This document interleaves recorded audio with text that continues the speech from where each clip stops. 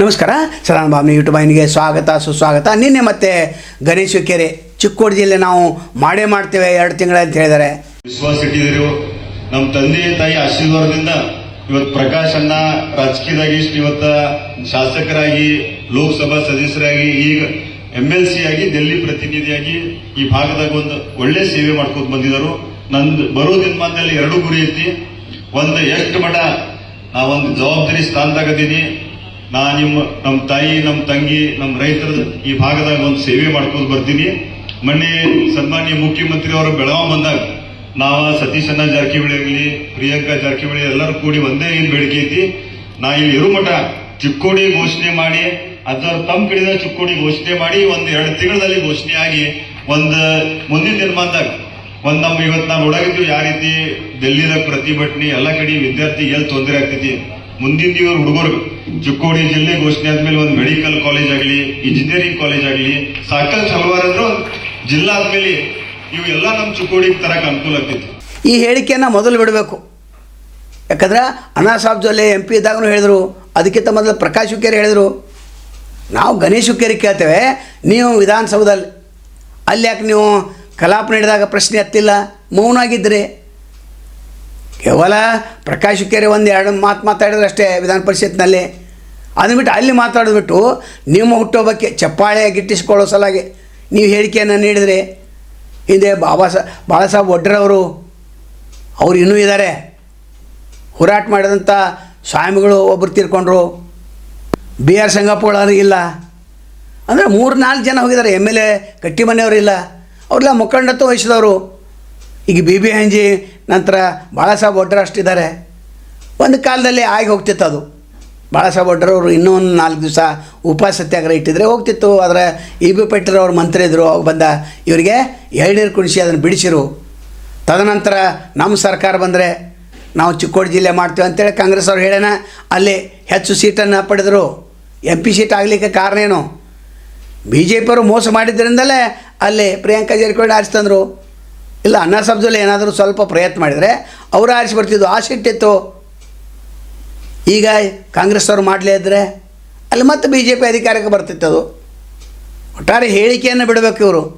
ಲಕ್ಷ್ಮೀ ಹೆಬ್ಬಾಳ್ಕರ್ ಹೋಗ್ತಾರೆ ಒಂದು 7-8 ತಿಂಗಳ ಹಿಂದೆ, ಎಲ್ಲ ಚಿಕ್ಕೋಡಿ ಜಿಲ್ಲೆ ಆಗುವಂಥ ಸಾಧ್ಯತೆ ಇದೆ, ನಾವು ಮುಖ್ಯಮಂತ್ರಿ ಜೊತೆ ಮಾತಾಡ್ತಾ ಅಂತಾರೆ. ನಂತರ ಸತೀಶ್ ಜಾರಕಿಹೊಳಿ 5-6 ಸಲ ಹೋಗಿದ್ದಾರೆ, ಇಲ್ಲ ಭಾಳ ಸನಿಯಾಕಿದೆ ಅಂತೇಳಿ. ಇವರೇನೋ ಹೋರಾಟ ಮಾಡಿದ್ರೆ ಗೋಕಾಕದವರು ನಮಗೆ ಬೇಕಂತಾರೆ. ಅಲ್ಲಿ ಲಕ್ಷ್ಮಣ ಸವದಿ ಅವ್ರಿಗೇನು ಸಂಬಂಧ ಬರೋಂಗಿಲ್ಲ, ಅತನಿ ಕೂಡ ಜಿಲ್ಲೆ ಆಗಂತಾರೆ. ಬೈಲೊಂಗದಲ್ಲಿ ಮಹಂತೇಶ್ ಕೌಜಲಿ ಅವರು ಕೂಡ ಇದು ಜಿಲ್ಲೆ ಆಗ್ಬೇಕಂತಾರೆ. ಹೆಂಗೆ ಸಾಧ್ಯ ಇದೆ? ಚಿಕ್ಕೋಡಿ ಜಿಲ್ಲೆ ಹೋರಾಟ 3 ದಶಕಗಳಿಂದಾಗಿದೆ. ಕೇವಲ ಹೇಳಿಕೆಯನ್ನು ಕೊಡ್ಕೊತ ಬಂದಿದ್ದಾರೆ. ಶೈಕ್ಷಣಿಕ ದೃಷ್ಟಿಯಿಂದ, ಆಡಳಿತಾತ್ಮಕ ದೃಷ್ಟಿಯಿಂದ, ಎಲ್ಲ ದೃಷ್ಟಿಯಿಂದ, ಮತ್ತು ಭೂಮಿ ಇದೆ, ನೀರಾವರಿ ಇದೆ. ಜಿಲ್ಲೆ ಆಗೋದ್ರಿಂದ ಮೆಡಿಕಲ್ ಕಾಲೇಜ್ ಸಿಗ್ತಾವೆ, ಇಂಜಿನಿಯರಿಂಗ್ ಸೀಟ್ ಸಿಗ್ತಾವೆ. ಅದನ್ನು ಹೇಳ್ತಾರೆ ಅವರು. ಗಣೇಶ್ ಹುಕ್ಕೇರಿ ಹೆಚ್ಚು ಸೀಟ್ ಈಗ ಮಾಡ್ಬೋದಿತ್ತಲ್ಲ ನೀವು. ನಿಮ್ಮ ಅಧಿಕಾರಾವಧಿ ಎಷ್ಟಾಯ್ತು? 3 ಸಲ ಆರಿಸಿ ಬಂದ್ರಿ, ನಿಮ್ಮ ತಂದೆ ಆರಿಸಿ ಬಂದರು. ಯಾವುದಾದ್ರು ಗೌರ್ಮೆಂಟ್ ಇಂಜಿನಿಯರಿಂಗ್ ಕಾಲೇಜ್ ತಂದ್ರೆ ಇಲ್ಲ. ಚಿಕ್ಕೋಡಿ ಜಿಲ್ಲೆ ಆದ ನಂತರ ಏನು ಸರ್ಕಾರದವ್ರು ಮಾಡ್ತಾರಲ್ಲ ಅದರಲ್ಲಿ ನಾವು ತಂದಿದ್ದೇವಂತ ಪಾಲುದಾರಿಕೆ ಅವ್ರದ್ದು. ಹೇಳಿಕೆನ ಬಿಡಬೇಕು, ಚಿಕ್ಕೋಡಿ ಜಿಲ್ಲೆ ಆಗಲೇಬೇಕು. ಹಾಗಾದರೆ ಚಂದ್ರಕಾಂತ್ ಹುಕ್ಕೇರಿ ಅವರು ಏನು ಮಾತಾಡಿದ್ದಾರೆ ಅದನ್ನು ಕೇಳಿಸ್ಕೋಣ. ನಮಸ್ಕಾರ. ಚಿಕ್ಕೋಡಿ ಜಿಲ್ಲೆ ಬಗ್ಗೆ ನಿನ್ನೆ ಮಾತಾಡಿದ್ರು ಗಣೇಶ್ ಹುಕ್ಕೇರಿ ಅವರು, ಇದ್ರ ಬಗ್ಗೆ ಅಭಿಪ್ರಾಯ ಏನು? 25 ವರ್ಷ ಮಾತಾಡ್ಕೊತಿದಾರ್ರಿ. ಎಲ್ಲಾರು ಇದ್ದ ಮಾತಾಡ್ತಾರ್ರಿ. 25 ವರ್ಷದಿಂದ ಹೆಂಗ ಮಾತಾಡ್ಕೊತ ಹೊಂಟಿದಾರ್ರಿ. ಅಲ್ಲಿ ವಿಧಾನಸಭಾದಾಗ ಏನಾದ್ರು ಸೆಷನ್ ನಡೀತಿತ್ಲ, ಅವಾಗ ಎದ್ದು ನಿಂತ ಟೇಬಲ್ ಬಡದ್ ಮಾತಾಡ್ಬೇಕ್ರಿ. ಅಂತ ಗಡಸು ಮಂಚ ಬೇಕ್ರಿ. ನಮ್ಮ ಆನಂದ್ ಸಿಂಗ್ ಅಂತ ಅವ್ರ್ಬೇಕ್ರಿ. ಆನಂದ್ ಸಿಂಗ್ ಹಂಗ ಟೇಬಲ್ ಬಡದ್ ಮಾಡಿ 24 ತಾಸ್ನಾಗ ಜಿಲ್ಲಾ ಮಾಡ್ಕೊಂಡ್ಬಿಟ್ರಲ್ಲ ವಿಜಯನಗರ ರೀ. ಹೌದ್ರಿ, ಹಂಗ್ರಿ. ಇದು ಯಾರು ಮೂಗಿ ತುಪ್ಪ ಹಾಕ್ತಿದ್ರಿ ಎಲ್ಲ. ಅದ್ ಮ್ಯಾಗ ಮೂಗಿ ತುಪ್ಪ ಹಾಕ್ಕೋತಿರ್ತಾರ. ಮುಂದೆ ನಿಮ್ಮ ಹೋರಾಟ ಹೆಂಗ್ರಿ? ಮತ್ತೆ ಮುಂದೆ ಇಲ್ಲ, ಹಿಂಗ ನಾವು ಹೋರಾಟ ಮಾಡ್ಕೋದ್ ಒಬ್ಬರಿಂದ ಹೋಗೋದಾಗ ಸಂಗಾಪುರ ಆದ್ರು, ಚಿಂತನೆ ಅಲ್ಲಂಪುರ ಸಂಘಗಳು ಆದ್ರು ಏನ್ರಿ, ಹಂಗ ನಾವು ಹೋರಾಟ ಮಾಡ್ಕೋದ್ ಹೋಗೋದ್ರಿ. ಬಾಳಾಸಾಹೇಬ್ ಒಡ್ರೆ ಅಷ್ಟು ಉಳಿದಾರ. ಅವ್ರ ಸಾಹೇಬ್ರ ಉಳಿದಾರು, ಬಾಳಾಸಾಹೇಬ್ ಒಡ್ರೆ ಸಾಹೇಬ್ರ, ಮತ್ತ ಕಚ್ಚಿಮಿ ಸಾಹೇಬ್ರು ಆದ್ರು, MV ಶೆಟ್ಟಿ ಆದ್ರು. ಹಂಗ ಮುಂದೆ ಒಬ್ಬರ ಹೋಗೋದ್ ಅಷ್ಟ ಪ್ರಯತ್ನ ಮಾಡ್ಕೋತ್ ಹೋದ್ರಿ. ಹಂಜಿ ಅವ್ರ ನಂಬರ್ ಬಂದೈತ್ರಿ.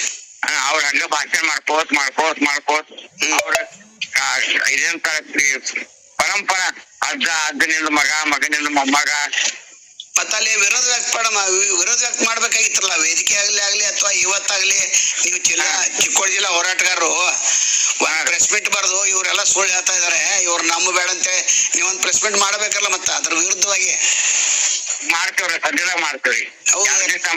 2 ದಿವಸ ಮಾಡ್ತೇವೆ. ಬೇಗ ಮಾಡಿದ್ರೆ ಚಲೋ, ಯಾಕಂದ್ರೆ ಬರೀ ಆಶ್ವಾಸನೆ ಕೊಡುವಂತ ಜನ ಬ್ಯಾಡ ನಮಗ.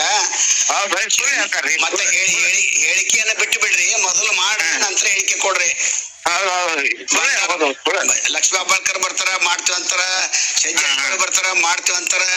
ಈಗ ನಿನ್ನೆ ಹುಟ್ಟೊಬ್ಬ ದಿವಸ ಇವ್ರು ಮಾತಾಡ್ತಾರ ಅಂದ್ರ ಹಂಗರಿ ಚಿಕ್ಕೋಡಿ ತವರ ಶಾಸಕರ ಯಾರೀ? ತವರ ಶಾಸಕರ ಇವ್ರ ಆಗ್ತಾರ. ಹೌದ್ರಿ, ಇವ್ರು ಮಾತಾಡ್ಬೇಕ್ರಿ. ಬಾಕಿದವ್ರು ನಿಪ್ಪಾಣಿ ಅವ್ರು ಮಾತಾಡ್ರು, ಕುರ್ಚಿ ಅವ್ರು ಮಾತಾಡ್ರು, ಅತನಿ ಅವ್ರು ಮಾತಾಡ್ರು, ಅವ್ ಹೆಂಗ್ ಆಡ್ರಿ? ಚಿಕ್ಕೋಡಿ ಮೇನ್ ಬರೋದಿಲ್ಲ. ರಾಜೀನಾಮೆ ತಗೊಂಡು ಟೇಬಲ್ ಮ್ಯಾಗ ಇಡಲ್ರಿ. ಯಾಕಾಗೋ ನೋಡೋಣ್ರಿ. ಕರೆಕ್ಟ್. ಸಿದ್ದರಾಮಯ್ಯ ಮುಂದೆ ಇಡಲ್ರಲ್ಲ.